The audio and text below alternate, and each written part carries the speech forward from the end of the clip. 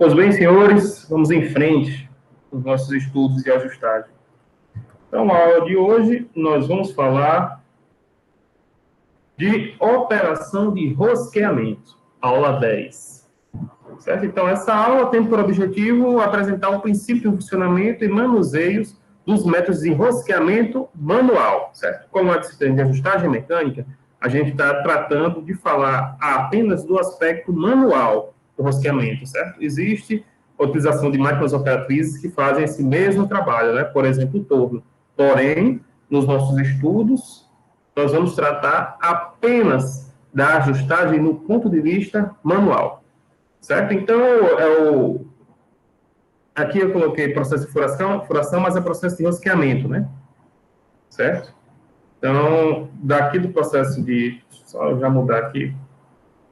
A gente vai ver os tipos de rosca, certo? Os desandadores, forcinete, machos, certo? Então, rosqueamento. E vamos dar início, né? Nos nossos conteúdos. Então, a bibliografia principal é a de praxe, né? Dos outros vídeos, certo? E vamos falar de machos de roscar. Então, machos de roscar são ferramentas de corte construída de aço especial com rosca, similar a um parafuso, com 3 ou 4 ranhuras longitudinais. Um dos seus extremos termina com uma espiga de forma quadrada. Estes machos geralmente se fabricam em jogo de 3, 2 de ponta cônica e um totalmente cilíndrico, certo? Lembre-se disso, a gente vai falar disso mais lá na frente, certo? O jogo de 2 ponta cônicas e um ponta cilíndrico. Os jogos de macho, de rosca, para tubo, geralmente são de 2 machos para roscas paralelas e de um macho para rosca cônica. A conicidade do macho número 1 é mais acentuada que a conicidade do macho número 2, a fim de facilitar o início da rosca e a introdução progressiva dos 3 machos. Certo? Então, como são passados 3 machos, se a gente dando um exemplo da passagem de 3 machos, o primeiro é de desbaste, o segundo é intermediário e o terceiro é de acabamento. Então, é importante que a gente saiba disso, né? Para a gente saber qual tem que ser utilizado primeiro, segundo e terceiro, certo? Tem que seguir uma ordem. Então, os machos, eles são utilizados para abrir roscas internas, certo? Então, a gente usa os machos para abrir roscas internas. Mas, professor, para abrir roscas externas, o que a gente usa? A gente vai usar, mais na frente a gente vai falar, a gente vai usar os forcinetes. Certo? Antes disso, vamos só finalizar aqui o nosso estudo aqui dos machos de rosca interna. Então, ele se caracteriza pelo sistema de rosca, que a gente vai falar mais na frente, sua aplicação, o passo, o número de fios por polegada, o diâmetro externo, que é justamente o diâmetro da broca, certo? A gente vai falar também, o diâmetro da espiga e o sentido de rosca, se é rosca direita ou rosca esquerda. Então, vamos estudar essa parte, né? Então, aqui nós temos os 3, ó, certo? Então, nós temos o primeiro de desbaste, intermediário e acabamento, certo? Para machos de rosca externas, nós temos esse dispositivo aqui, que se denomina cocinete, certo? São ferramentas manuais que têm como função a formação de roscas externas em eixos, parafusos e tubos, para união de porcas, furos roscados e luvas roscadas, certo? Dentre as nomenclaturas, certo, dos tipos de roscas que a gente vai utilizar, existe a nomenclatura principal, certo, que são 3 tipos de rosca. A rosca métrica, a Whitworth e a americana. Da rosca métrica, a gente pode ter a métrica grossa, ou normal, e a métrica fina. Da Whitworth, nós podemos ter para parafusos e para tubos, onde a gente vai falar mais lá na frente. Para parafusos, nós teremos a normal e fina, certo? Naturalmente, para tubos, a gente vai ter a cilíndrica e a cônica, que a gente vai falar um pouco mais à frente. Na americana, a gente vai ter a UNC, que é normal, e a UNF, que é a fina, certo? Onde a gente vai falar também bastante um pouco mais à frente. Certo? Então, o que vem a ser rosca, né? Então, rosca é uma saliência em forma licoidal que se desenvolve externa ou internamente ao redor de uma superfície cilíndrica ou cônica. Essas saliências são denominadas filetes, né? Então, aqui estão essas saliências, né? certo? Então, nós temos aqui, ó, a crista, né? O pico, né? O vale, certo? Algumas regiões aqui, onde, quando a gente for falar de nomenclatura de parafuso, a gente vai especificar com um olhar mais profundo, né? Aprofundado. E o passo, justamente, é essa distância aqui, né? De um filete para outro filete. Certo? E aí, ó, passo e hélice de rosca.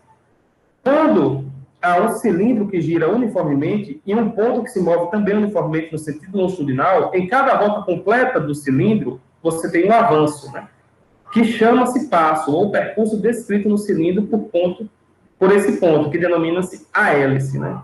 Ficou um pouco complexo essa definição, mas basicamente é isso. O passo é a distância, certo? Quando você vai enrolando aqui, ó. Ao ponto que você vai enrolando, você vai avançando. Por quê? Porque você sai desse ponto para esse ponto, certo? Esse avanço aqui, essa distância em avanço, a gente chama passo, certo? E esse percurso que é feito, 360 graus ascendente, vamos colocar assim, a gente chama de hélice. Então, o ângulo da hélice é justamente a tangente, né? A tangente do ângulo, que é igual ao passo sobre 2π, né? Ou π vezes d, né? Pode ser 2πr, certo? Que é justamente a circunferência, certo? Que é essa circunferência aqui, ó, certo? Você pode chamar de πd ou você pode chamar de 2πr, né? Que é a circunferência do meu sistema aqui. Logo, o passo vai ser a tangente desse ângulo aqui, certo? A tangente da rosca, certo? Vezes o diâmetro do cilindro, vezes π, certo? Ou seja, nada mais é do que o ângulo vezes a circunferência, certo? Então, esse vai ser o passo. Certo? Aqui está um triângulo retângulo que melhor orienta a gente nesses estudos, né? Então, dos tipos de rosca, nós temos, essa é a definição mais básica possível, certo? Rosca fina, que frequentemente é usada na construção de automóveis e aeronaves, né? Quando digo na construção de automóveis e aeronaves, é nas peças, certo? Que constituem, que é feita para construir automóveis e aeronaves.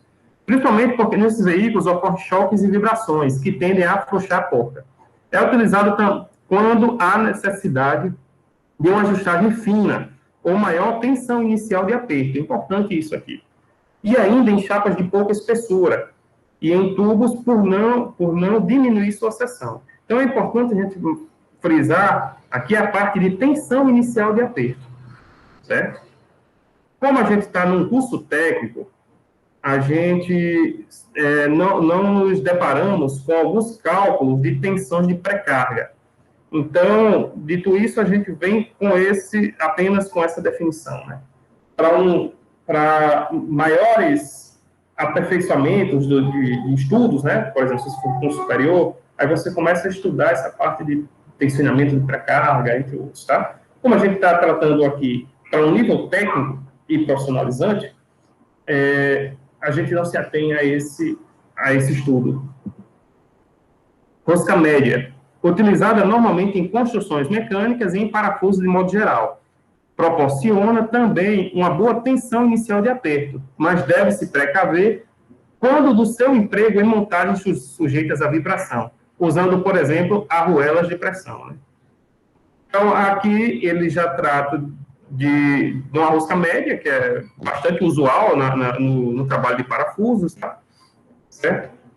E com a relação de montagens sujeitas a vibrações, que deve ser utilizado arruelas de pressão, né? Justamente para evitar que esses contatos, né, que essas roscas entre o parafuso e a porca, elas não se folguem.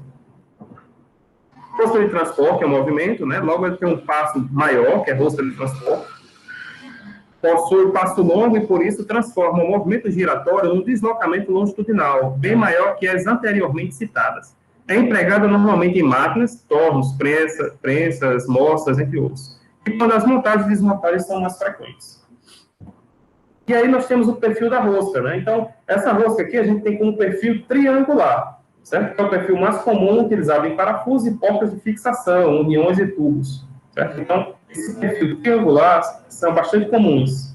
Temos também os perfis trapezoidais, que são comuns também, empregado em órgãos de comando de máquinas operatrizes para transmissão de movimento suave e uniforme, fusos e prensas de estampar, balancinhos mecânicos. Certo? Nós temos também esse tipo redondo, essa rosca redonda, tem emprego de parafusos de grandes diâmetros e que devem suportar grandes esforços, geralmente em componentes ferroviários. Empregado também em lâmpadas e fusíveis, pela facilidade na estampagem.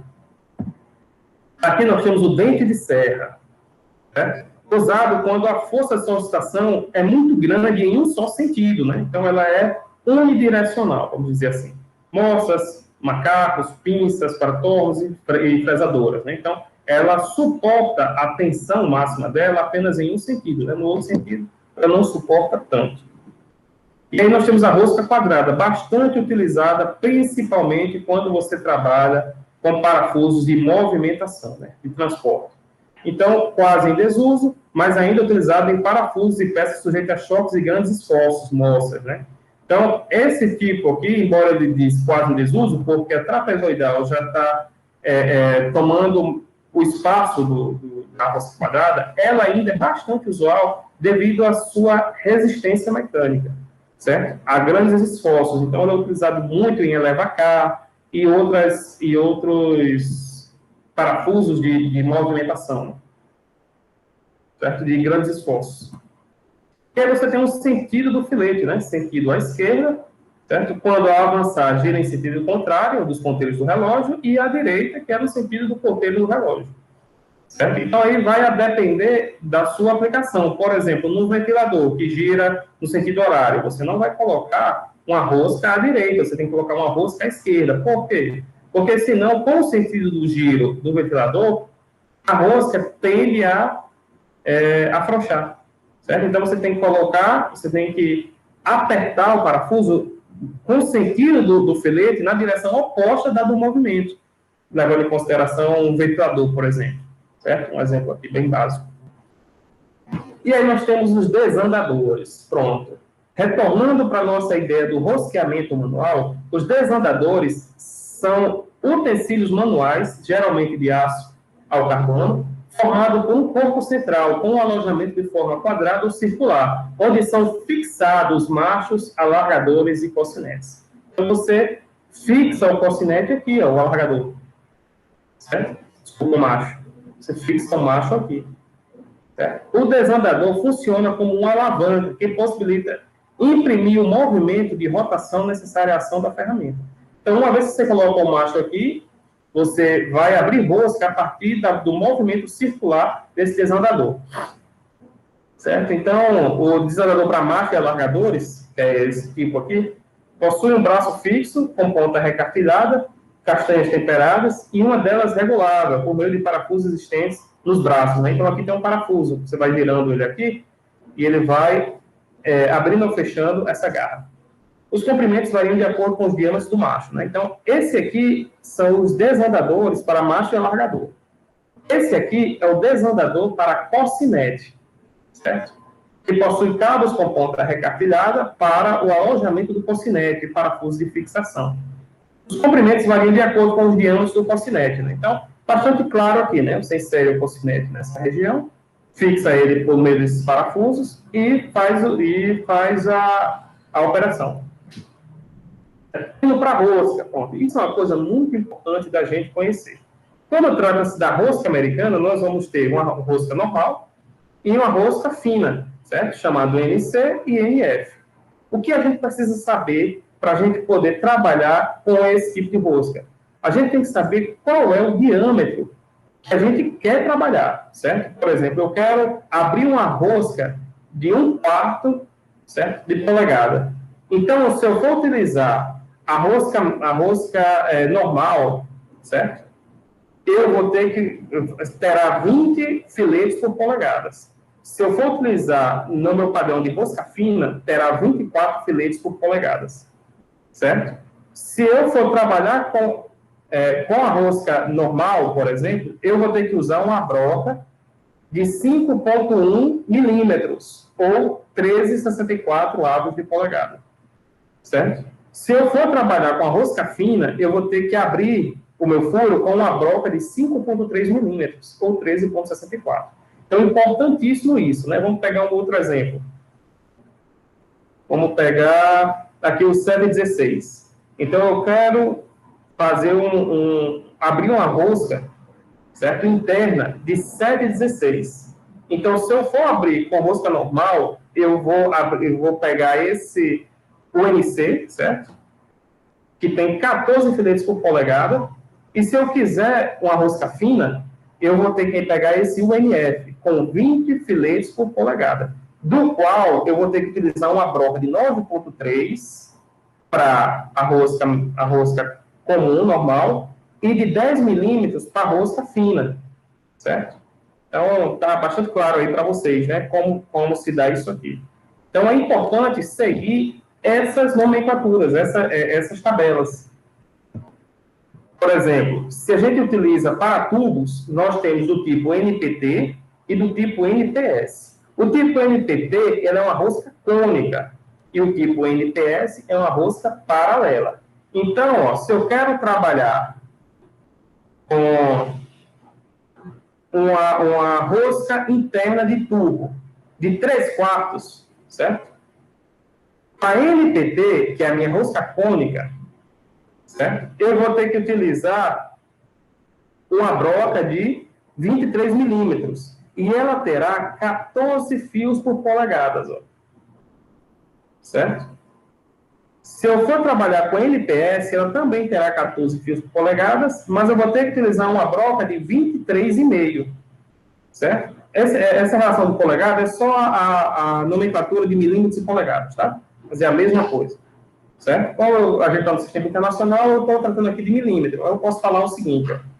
Por exemplo, 1 polegada, certo? Eu quero abrir uma rosca interna do tubo de 1 polegada. Então, ele vai ter 11 fios e meios, certo? 11 fios e meio, do qual, se eu for fazer uma rosca cônica, eu vou ter que utilizar uma broca de 29 milímetros, ou 11 polegadas e 9,64, certo? Na verdade, aqui é uma, né? 1 polegada e 9,64. Senão, 11 fica muito grande, né? Está errado aqui. Certo? E se eu for utilizar uma rosca cilíndrica NPS, eu vou ter que abrir com 1,532 ou 29,5 milímetros. Certo? É assim que a gente trabalha. E aí, para você fazer esse trabalho, você vai ter que pegar essas tabelas e abrir com a broca correta e utilizar o macho correto, ou o cocinete correto. Certo? Para o sistema Whitworth, né, você pode ter a BSW, que é a grossa, certo? Ou a BSF, que é a fina. Então, ó, mesmo jeito, por exemplo, eu vou pegar aqui uma de 3/8. Então, eu quero fazer um furo cuja minha rosca tem um diâmetro nominal de 3/8. Então, se eu utilizar uma BSW, ele vai ter 16 filetes por polegadas, e se eu utilizar uma BSF, ele vai ter 20 filetes por polegadas. Se eu utilizar uma BSW, eu vou ter que abrir com uma broca, fazer um furo de 5/16, ou 8 milímetros.